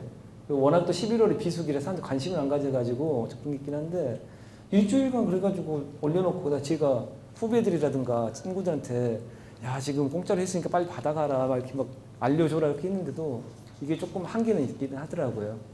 그래서 일단 그런 식으로도 공짜로 이제 뭔가를 주고 대신 다른 쪽에서 이제 수익을 창출하려고 하는 그런 것도 가능하다. 사실 그렇죠. 이제 영화 판권 같은 거 만약 해리포터 공짜로 뿌려버리고 그다음 영화 판권에서 돈을 벌 수도 있지 않습니까? 뭐 그런 식으로 갈 수 있는 거 대표적인 게 그거죠. 강풀 만화가 아시죠? 아 만화가 강풀 모르십니까? 그 아파트 뭐 이런 식의 뭐 인터넷 만화가 있거든요. 근데 그분 같은 경우도 인터넷 만화 공짜로 뿌리지 않습니까? 그런데 실상은 어디서 돈을 버셨습니까? 영화 판권. 엄청나게 많이 6편인가가 영화로 됐지 않습니까? 거기에서 돈을 다 버신 거죠. 자, 그런 식으로 될 수 있다라고 하는 것들. 근데 뭐 방송에서도 이용되고요. 그 다음에 극장에서도 이제 공짜표가 많이 배포가 됩니다. 대부분 이제 보면 조조라든가 심야 시간대, 그 다음 비인기 영화 중심으로 가고, 그 다음에 일반 유명한 영화들도 공짜로 가죠. 근데 이 경우에는 후원자가 돼서 갑니다. 도매로 어떤 기업에게 영화표를 넘기고, 그럼 그 기업이 자기네 회원들에게 이제 공짜로 뿌리는 거죠. 자, 그런 식으로도 가능하긴 합니다. 자, 그렇다면은 이렇게 공짜표를 뿌리면 어디서 돈을 벌까? 어디서 돈을 벌까요? 네, 팝콘하고 음료수에서 돈을 법니다. 네, 되게 우습게 보이지만은 이거 진짜 의외로 큰 장사입니다. 자, 다시 좀 더 상세하게 보도록 하겠습니다. 자, 이거 두 번째 문제 나가겠습니다. 자, 눈을 딱 뜨시고 시집의 본업은 뭐뭐뭐다. 너무 쉽죠? 자, 너무 쉽습니다. 자, 본업이 근데 10가지가 넘습니다. 보시면 아시겠지만. 자, 그 중에서 2가지? 3가지? 3가지 정도 말씀해 주실 분.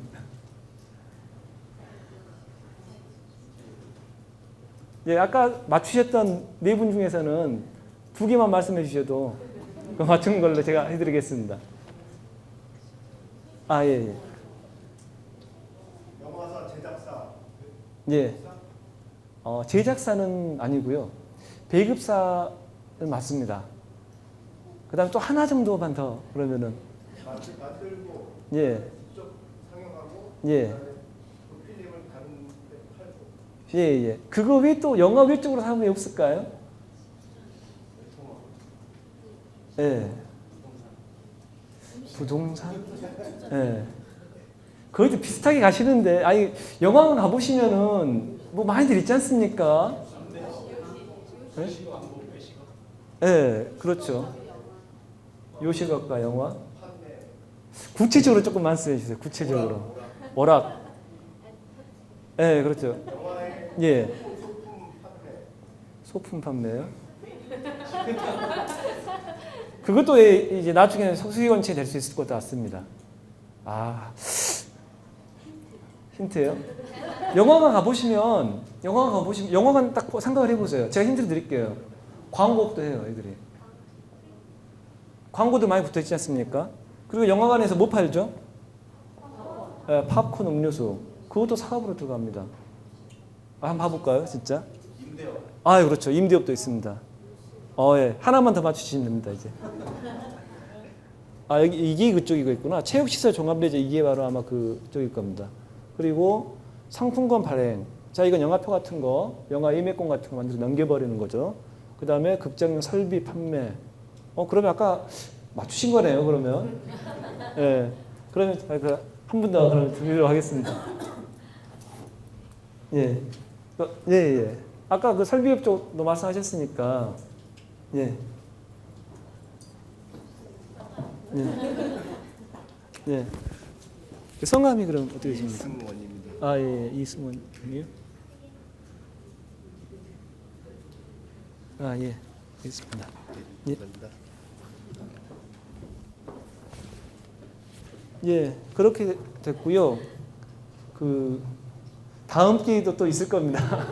못 받으신 분들 너무 안타깝게 생각하지 마시고 제가 또 다음 기회에 이제 뭔가 뭐 또 만들어 가지고 나눠드릴 수 있도록 하겠습니다. 자, 여기 보시면 원래 우리가 흔히 생각하기에 CGV가 영화관이라고 생각을 하지 않습니까? 근데 엄청나게 많은 사업들이 있습니다. 그래서 이런 얘기들을 묶어보면 결국 상영 수익, 영화와 관련된 수익들이 있고요. 그다음 비상영 수익, 다른 식 광고라든가 뭐 판매라든가 그다음 임대라든가 이런 것들도 합니다. 특히 최근 같은 경우에는 아마 지방극장 같은 경우 위탁 운영도 막 하고 그럴 거예요.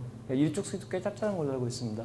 자, 그래서 이게 보시면 옛날에는 상영 수익 영화만 해가지고 75%였는데 지금은 66%밖에 아닙니다. 특히 34%가 이미 팝콘이라든가 이런 쪽에서 발생됩니다. 진짜 중요한 거는 비상영 수익이 매출은 34%인데 이게 진짜 돈이 남는 장사라는 겁니다. 여기 보시면 매출 총이익률 있죠. 100원 팔았을 때 마진이 얼마나 남느냐는 건데 상영 수익은 배급사 띄워주고 제작 뭐 이런 쪽 막 띄워주는 게 많지 않습니까? 35%밖에 못 봅니다. 근데 팝콘은 내가 만들어서 내가 직접 파니까 재료 얼마 안 되거든요. 86%는 아닙니다. 그래서 여러분들 영화 가셔가지고 16,000원짜리 영화표를 사시면은 결국 영화 그 CJ CGV는 한 6,000원, 7,000원 정도 벌 겁니다. 영화표를 가지고. 그리고 팝콘 6,000원 정도, 7,000원 정도 하지 않습니까? 그걸 드시면은 거의 5,000원 정도가 돌아갑니다. 비슷해요. 영화표 하나는 팝콘 하나. 그러니까 그런 얘기가 나오는 거예요. 영화 장사는 팝콘 장사다. 그래서 영화표를 공짜로 주는 겁니다. 제가 보완제를 가지고 돈을 버는 거, 후원자로부터 돈을 버는 거를 사업 재정이라고 말씀드렸던 이유가 여기에 있습니다. 원래 영화 사업이었잖아요. 근데 팝콘 장사 바뀌어버렸지 않습니까? 공짜 영화표를 뿌림으로써 그런 식으로 바뀌어버리는 거죠. 그래서 공짜를 통해 가지고 사업의 수익 원천과 무게중심이 극적으로 이동해버린다는 거. 그래서 사업 재정이라고 제가 이름을 붙인 겁니다. 그래서 이런 부분도 제가 좀 이해시켜드렸고요. 그다음 두 번째는 후원자형입니다. 후원자형 같은 경우에는 이제 뭐 방송 같은 데서 특징적인 거죠. 공짜로 주고 그 다음에 광고주로부터 돈을 버는 그런 식의 것들이고 인터넷 같은 경우는 마찬가지죠. 인터넷 콘텐츠 공짜로 주고 광고로부터 돈을 벌고 그 다음에 아까 제가 벨리브 사업 말씀드렸는데 벨리브도 마찬가지입니다.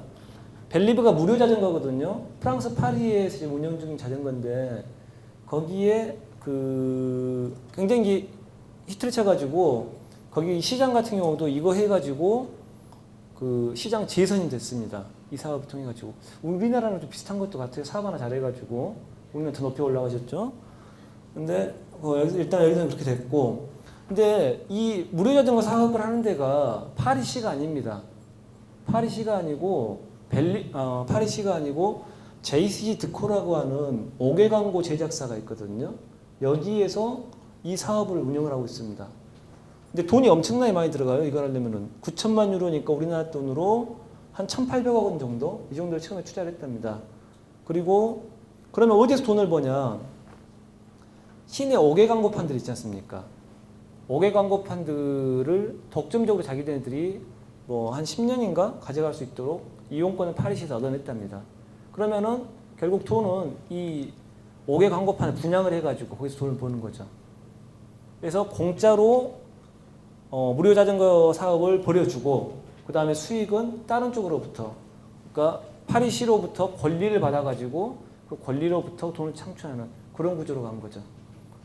자, 근데 이 JC 드코가 이미 우리나라도 들어야 있습니다. 그 여러분들 그 버스 정류장 있죠. 버스 정류장에 보시면 IP 드코라고 조그맣게 써져 있을 거예요. 그 IP 드코가 바로 이 JC 드코의 한국 자회사입니다. 그리고 그 사업이 거기서 하고 있는 그 5개 광고판 같은 게 여기서 말하는 그 5개 광고판입니다. 자, 그런 식으로 이제 사업들을 벌여야 된다는 거죠. 그리고 뭐 대체에너지 쪽 같은 경우도 요즘은 이렇게 하고 있습니다. 그래서 대체에너지 쪽도 제가 아까 권리가 중요하다 말씀드렸는데 앞으로 이제 탄소 배출권뿐만 아니고 이 청정 전력 인증서 시장도 뜰 겁니다. 그래서 일본 환경벤처 넥스트 에너지 앤 리소스 같은 경우에 뭐 공짜로 이제 세븐일레븐에다가 태양광 발전 설비를 주고 여기에서 나오는 청정 전력 인증서를 통해 가지고 비용을 보전한다라는 뭐 그런 계획을 세우고 있습니다. 근데 이거는 아까 말씀드렸던 것처럼 환경 관련된 거는 그렇게 큰 수익이 안 납니다. 큰 수익은 안 나고 비용을 보전하는 차원이다 정도로만 아시면 될 것 같습니다. 근데 대신에 이름을 얻었죠. 자, 그래서 후원자형에서 가장 고차원 방정식으로 후원자형 공짜경제 풀어낸 게 바로 웅진코웨이의 페이프리 사업입니다. 저도 되게 놀랬던 게 이쪽 이제 사장님 만나보시니까 제가 이제 책 쓰기 전부터 이 사업을 구상하셨다고 하시더라고요. 그래서 이미 자생적으로 공짜 경제를 구현을 하고 계셨던 겁니다. 그래서 제가 작년에 이제 리포트를 썼을 때, 리포트 쓰고 나서 얼마 안 돼가지고 이 사업이 발표됐는데, 그래서 굉장히 좀 많이 시너지를 내고, 그 다음에 서로 좀 놀리고 그랬었죠. 아니, 어떻게 그런 생각을 하면서 놀랬습니다. 근데 이게 재밌는 게, 여기 같은 경우에 일단 자기 돈은 하나도 안 들어가는 구조입니다. 자기 돈은 하나도 안 들어가고 고객들은 정수기 임대료가 크게 떨어져 버리거나 공짜가 돼 버리거나 그런 식이 되는 거예요. 그렇게 되는 구조입니다. 자, 이게 어떻게 되냐면은 기본적으로 웅진코웨이 고객으로부터는 매월 임대료를 받습니다. 여기 들어오는 돈은 그대로예요. 웅진코웨이 쪽으로 들어오는 돈은 그대로죠. 그런데 웅진코웨이 고객이 페이프리라는 서비스에 가입을 하면은 외환카드 같은 것도 받을 수 있고 다른 것도 받을 수 있는데 일단 외환카드만 말씀드릴게요. 그 외환카드를 발급받게 됩니다. 그러면은 여러분들 카드 쓰신 마일리지가 쌓이죠. 마일리지가 쌓이는데 그러면은 그 마일리지를 보통 이제 오래 장기가 묶어놔야 되지 않습니까? 근데 여기 같은 경우 계약을 통해 가지고 그 다음 달에 입금을 해주는 형태로 바꿔버린 거죠. 그렇기 때문에 카드를 가입하고 쓰면 여기에 포인트가 적립이 되고 포인트를 그 SK MNC의 OK 캐시백 있죠. 그거랑 연계해가지고 현금으로 입금을 해줘 버리는 거죠. 그러면은 먼저 한 3만 원 정도가 이쪽으로 들어갔는데 나중에 한 2만 원 정도 들어와 그러니까 그 마일리지가 2만 원이 현금으로 들어와 버리면 결국 한 1만 원 정도밖에 실제 비용 안 나가는 거죠. 그런 식으로 해가지고 이제 효과적으로 절감이 되는 거죠. 재밌는 구조는 여기에서 후원자가 누굴까요? 후원자는 바로 외환카드입니다. 네, 이게 주된 후원자죠. 그렇기 때문에 돈이 도는데 이렇게 돌죠. 이렇게. 그리고 외환카드에서 돈이 이렇게 들어가는 겁니다. 웅진코웨이에서 돈이 들어가는 거 아닙니다. 그러니까 웅진코웨이는 별도의 비용 부담 없이 실제적으로 웅진코웨이 고객들의 비용 부담을 줄여준 겁니다. 왜? 후원자가 도와주기 때문에. 자, 그러면은 외환카드는 왜 이런 삽질을 할까요? 삽질처럼 보이죠? 왜 삽질을 할까요? 그렇죠. 이것 때문이죠. 외환카드가 모회사가 어딥니까? 외환은행이지 않습니까? 외환은행은 지점망이 별로 없습니다. 그리고 주로 이제 그 기업들 상대에서 도매 영업을 하기 때문에 소매 영업망이 없거든요. 외환카드에서 굉장히 골치가 아프죠. 그런데 430만 고객에게 쉽게 접근이 가능하다. 그럼 엄청나게 큰 메리트입니다. 업계 지금 그러니까 업계가 11개 카드사가 있는데 여기서 굉장히 하위권일 거예요. 근데 여기서 조금만 더 올라갈 수 있어도 굉장히 큰 힘을 받게 되는 거죠. 그래서 이걸 노리고 이제 사업 비용도 후원해 주는 거죠. 자, 이런 식으로 후원자들을, 그러니까 니즈가 잘 맞는 후원자를 찾는 거, 이게 굉장히 후원자의 공짜 경제에서는 중요합니다. 무조건 후원자를 가져온다고 좋은 게 아니고 니즈가 잘 맞는 사람들 데리고 와야 됩니다. 그래서 이거 같은 경우에 이렇게 성공을 했는데 비슷하게 이제 이런 사모들이 나오니까 이거 기발하잖아요. 그래서 경쟁사에서도 비슷하게 또 들어갔어요. 근데 그건 실패를 했던 게 선발자들에게 존재를 하는 거죠. 선발자들이 존재를 하고 기본적으로 먼저 제안을 했기 때문에 이런 식의 유리한 구조들이 만들어질 수 있는 겁니다. 근데 거기 같은 경우에는 늦게 들어갔고 그 다음에 카드사한테 좀 휘말렸어요. 그래서 카드사에 선불카드 그런 거 있지 않습니까? 그런 형태랑 같이 묶여가지고 되게 이상하게 좀 변질돼 버려서 결국 성공하지 못한 그런 케이스가 있습니다. 그래서 굉장히 후원자형을 하실 때는 이런 사업 모델들 잘 구상을 하셔야 되고 그 다음에 서로 윈윈을 할 수 있는 그런 후원자들 찾는 게 굉장히 중요하다. 그런 걸 말씀드리고 싶습니다. 가치 이전형 공짜 경제입니다. 이거는 실제로는 정말 우리들로서는 사용하기 힘든 그런 사업들, 그러니까 일반 사업하시는 분들은 살떨리는 사업 모델일 겁니다. 그러니까 남을 죽이기 위해 가지고 공짜로 주는 이런 식의 모델들이거든요. 근데 그 과정에서 자신도 죽을 수도 있어요. 자, 그래서 뭐 최근 같은 경우 오피스 같은 경우에 특히 이렇죠. 오피스는 일단 지금 마이크로소프트 오피스가 이쪽이 지금 마이크로소프트의 오피스입니다. 오피스가 있는데 이걸 뺏기 위해 가지고 IBM도 공짜로 주고 선도 공짜로 주고 구글도 다양하게 오피스들을 주고 있습니다. 그러면서 조금씩 뺏어와야 되는데 못 뺏어오고 있어요. 왜 그럴까요? 마찬가지 구조로 그 익스플로러는 지금 성공을 했거든요. 지금 익스플로러가 굉장히 옛날 마이크로소프트 익스플로러 강세했지 않습니까? 그래가지고 요즘은 뭐 구글에서 크롬을 공짜로 주고 그 다음에 뭐 파이어폭스 같은 거 공짜로 들어가고 그래가지고 지금 많이 뺏어왔어요. 그래서 구글 파이어폭스라든가 이런 쪽들이 한 20% 넘게 뺏어왔습니다. 근데 오피스는 못 뺏어왔어요. 왜 그럴까요? 소비자들이 고착되어 있기 때문이죠, 여기에. 익스플로러는 사용하는 게 쉽기 때문에 뭐 익스플로러 쓰다가 크롬 쓰다가 뭐 파이어폭스 쓰다가 그래도 불편함이 없어요. 저 같은 경우에도 브라우저 4개 가지고 움직이거든요. 그런데 오피스는 한번 그거 익혀놓으면 너무 아깝지 않습니까? 다른 거 배우기 너무 힘들거든요. 그래서 공짜로 줘도 못 옮기는 거죠. 그래서 이런 식으로 못 가는 경우도 있다. 공짜로 줘도 안 되는 경우가 있다. 소비자 쪽에서 너무나 아까운 것들이 많을 때 이런 게 있다는 거죠. 그리고 또 특히 가치전형 공짜 경제가 그러니까 치열하게 적용해야 되는 게 통신시장이죠. 통신시장에서 공짜폰 날리는 이유가 뭡니까? 결국은 다른 사업자로부터 가입자를 뺏어오기 위한 거죠. 그리고 결합 할인 같은 거, 공짜 할인 같은 거 날리는 이유가 뭘까요? 안 뺏기려고 그러는 거죠. 여러 가족도 묶여가지고 한 대 내가 묶어놔 버리면은 안 뺏기잖아요.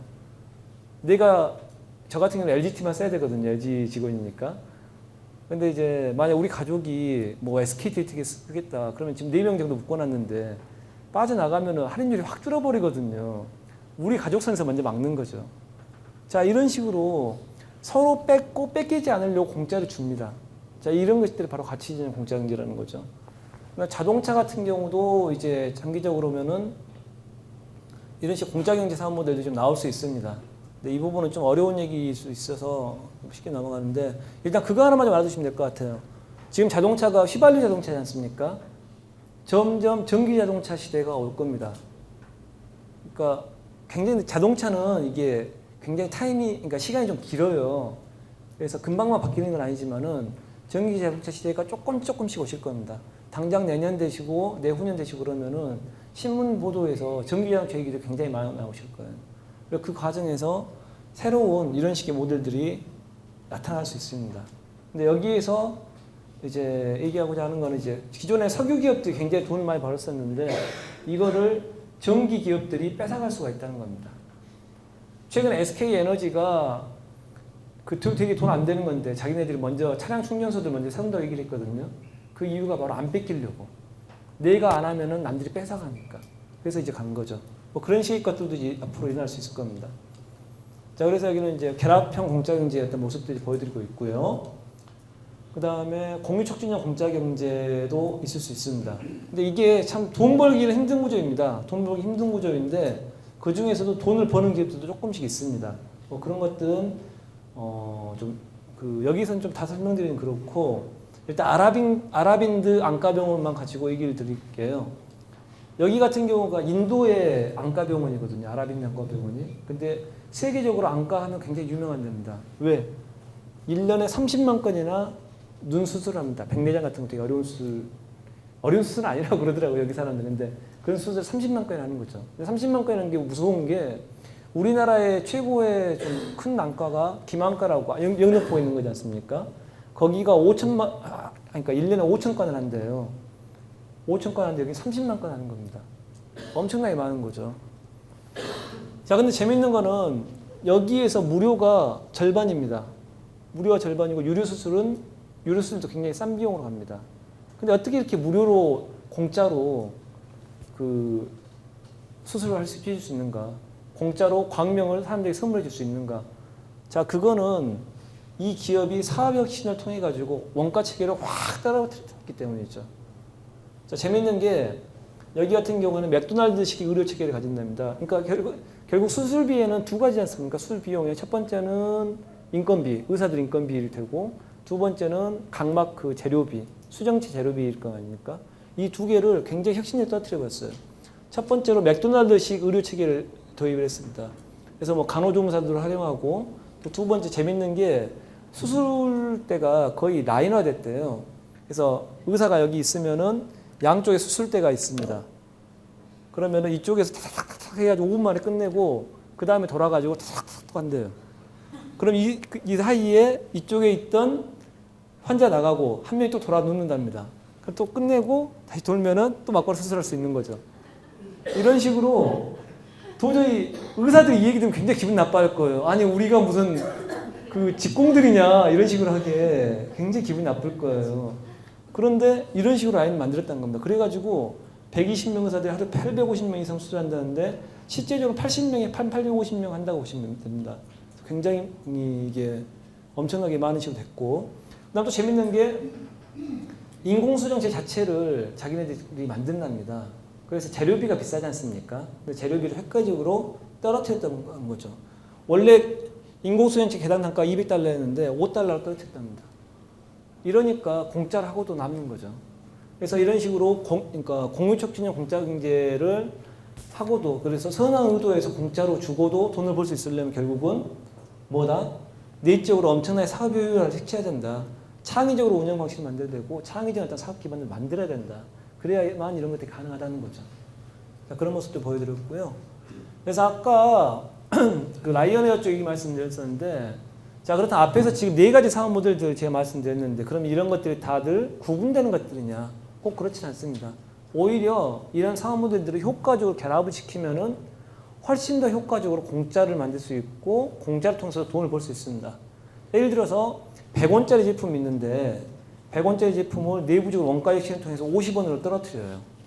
그리고 50원을 다시 한 30원 정도를 후원자를 받아가지고 30원 정도를 떨어뜨리면 20원이 남는 거죠.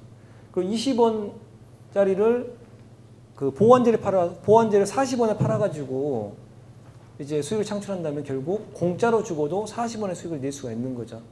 이처럼 여러 가지 것들을 결합을 시키면은 결국은 어떤 것들도 공짜로 만들 수 있습니다. 그 대표적인 사례가 바로 라이언웨어입니다. 라이언웨어 같은 경우에 굉장히 이렇게 매출도 빨리 올라가고 수익률도 좋은데요. 여러 가지 비결도 있습니다. 비용 절감 노력도 있었고 가동률 극대화 노력도 있었고 또 가격적인 탄핵도 가져갔던 게 있는데 그러니까 공짜 경제 관점에서 보면은 수익원을 달변했다는 게 굉장히 중요한 것 같습니다. 사업 재정경 차원에서 여러 가지 있었고요. 그러니까 사업 재정경 차원에서 기존의 항공을 분해해가지고 옵션화 시켜버린 거죠. 돈 내고 싶은 사람만 내라. 일단 비행기 날아가는 거는 공짜로 해주겠다. 대신에 다른 부대 비용들은 원하는 사람들은 돈을 내라. 기내식도 돈 받습니다.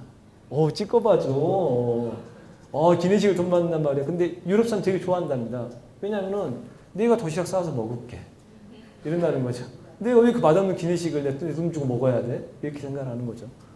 근데 이런 것들을 해버리고 또 우선 탑승시 요금 받고 신용카드 취급세 굉장히 조그만데 이런 데서 돈을 받는다는 겁니다. 그래서 날아가는 건 공짜다. 나머지 거에서 필요한 사람들만 돈을 내라. 이렇게 되는 거고요. 그 다음에 뭐 탑승자 보험료라든지 호텔 렌터카 예약 연기 수수료라든지 홈페이지 여행 포탈을 시켜가지고 원래 여행객들이 다른 데서 벌어야 될 돈들을 자기네들이 가져가는 겁니다.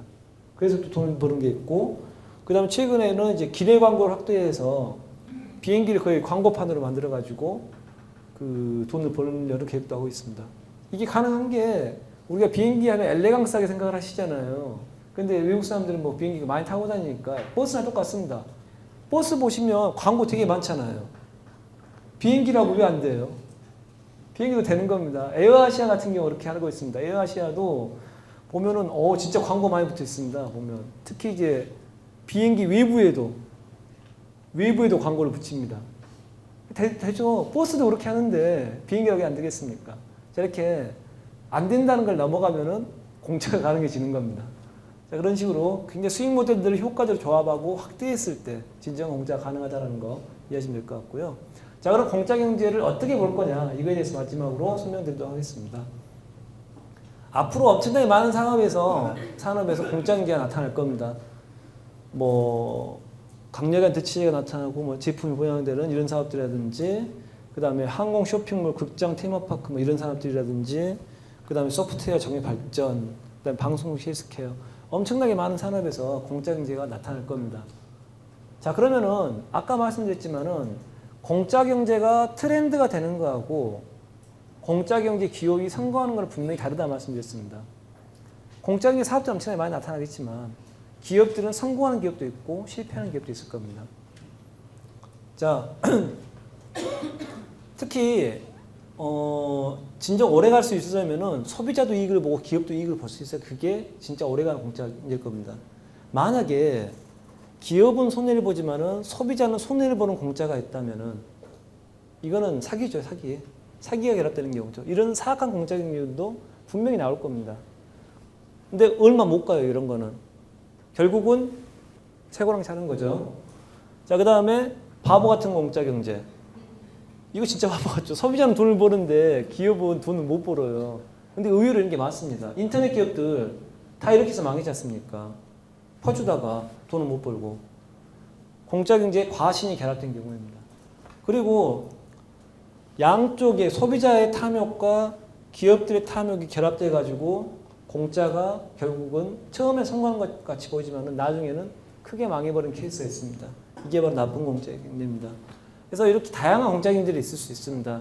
그렇지만은 오직 하나 소비자도 이익을 보고 기업도 이익을 보는 그런 공짜 경제만이 번성할 수, 그러니까 지속 가능합니다. 그리고 이렇게 되기가 되게 힘들어요.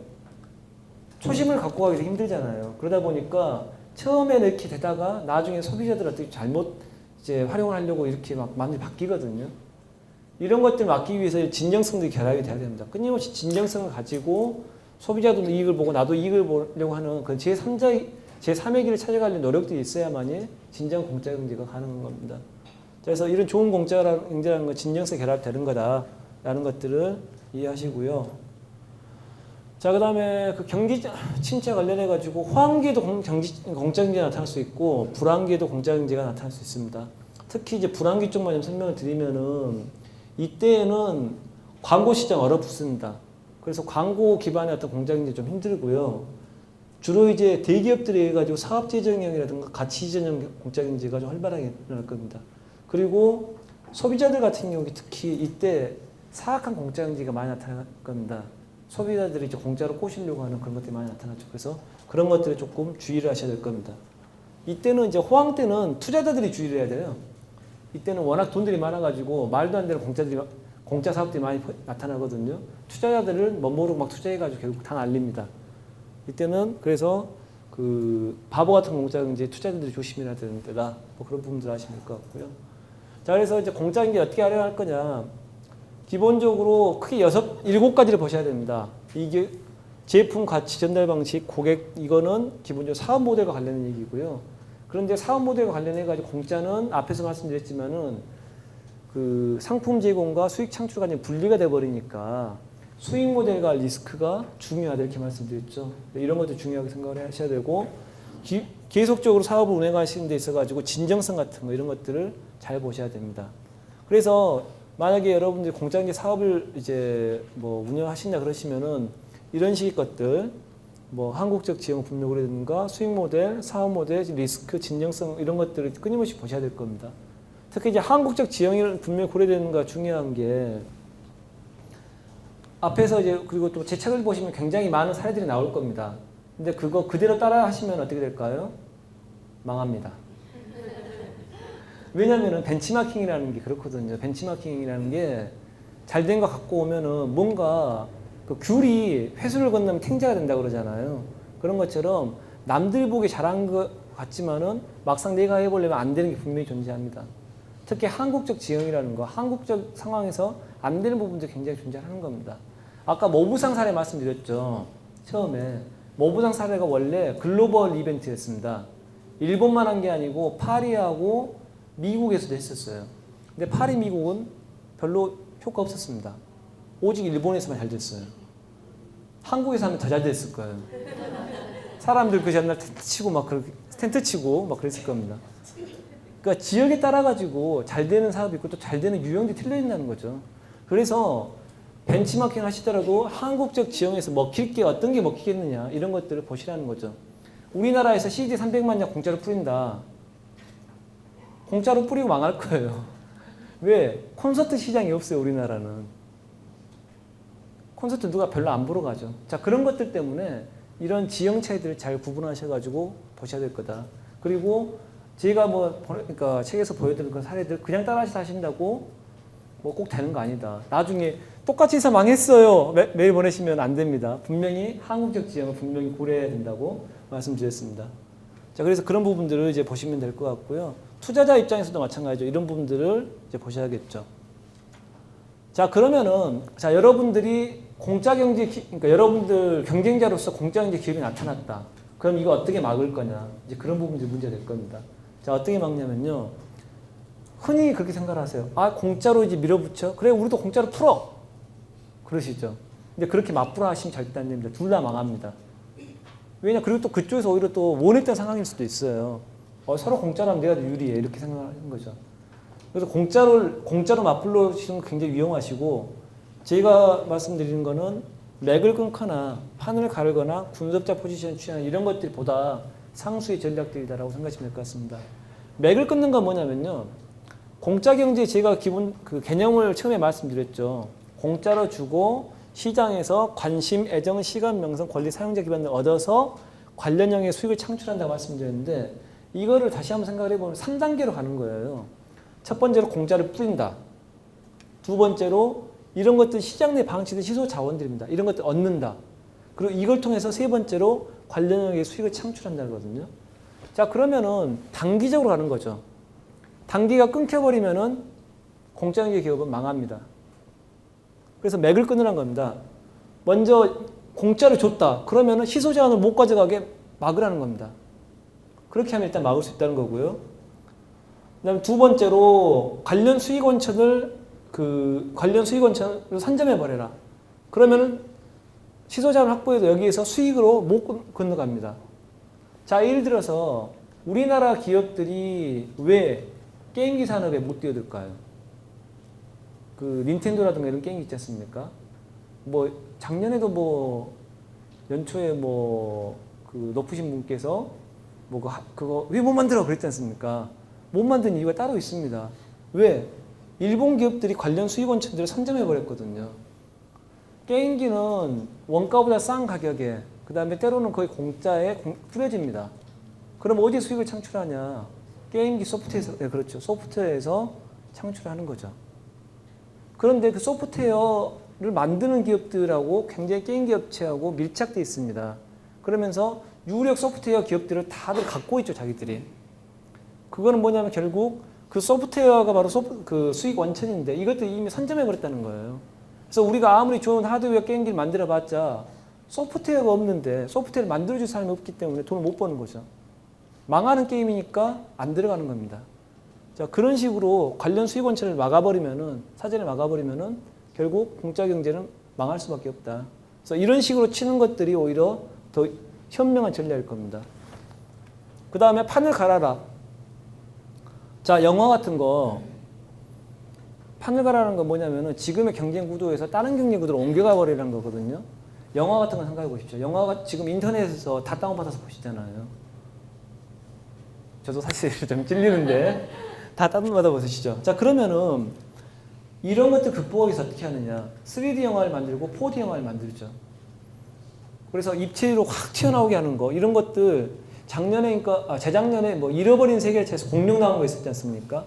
이거 다운받아서 보신 분들 다 실망했대요. 뭐 이래?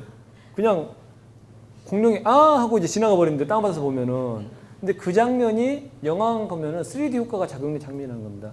오히려 그 장면 때문에 가서 봐야 된다는 겁니다. TV로, 그 모니터로 보면, 뭐 이랬던 장면이 그게 진짜 재밌는 장면이었다는 거죠. 그런 식으로 3D를 만들면 영화관에 와야만 영화를 볼 수 있습니다. 공짜로부터 고객을 지키는 거죠. 판을 갈아버리는 겁니다, 그게. 4D 같은 것도 마찬가지죠. 향기도 나오고 움직이고 이러면은 그런 체험을 위해서 단순히 보는 게 아니고 지금까지 영화는 보는 거였는데 그게 아니고 체험을 하고 느끼기 위해서라면은 영화관에 올 수 있는 거죠. 이렇게 판을 갈아버리는 그런 식 전략들도 필요한 겁니다. 그다음에 마지막으로 이건 진짜 약간 그 영악한 전략인데요. 아예 군수업자 포지션을 취하는 전략도 가능합니다. 이건 뭐냐면 이 두 개는 공짜 경제와 싸우는 겁니다. 이거는 공짜 경제를 활용해 가지고 내 돈을 버는 겁니다. 전쟁이 일어나면 누가 돈을 벌죠? 네, 군수업자들이 돈을 벌죠. 공짜 경제 기업들하고 기존 기업들하고 싸우고 있는 동안에 나는 가만히 뒤에서 탄약을 공급해주고 있는 겁니다. 이게 바로 분석자 포지션입니다. 실제로 이렇게 우리나라에서 그러니까 연합뉴스와 노컷뉴스가 무까지하고 그 다음에 인터넷 신문 커지면서 제일 여기가 빨리 성장을 하고 있습니다. 특히 연합뉴스. 동아일보, 조선일보 매출 뚝뚝 떨어지거든요. 연합뉴스 팍팍 올라갑니다. 왜? 여기에서 무까지하고 인터넷 신문들에게 기본적으로 정보사로서 그러니까 뉴스들을 공급을 해주지 않습니까? 그러면 수익이 확 올라가는 거죠. 분석자 포지션을 취하고 있는 겁니다. 노컷뉴스도 처음에 그런 식의 포지션을 취해가지고 굉장히 처음에 좀 잘 되는 것 같았어요.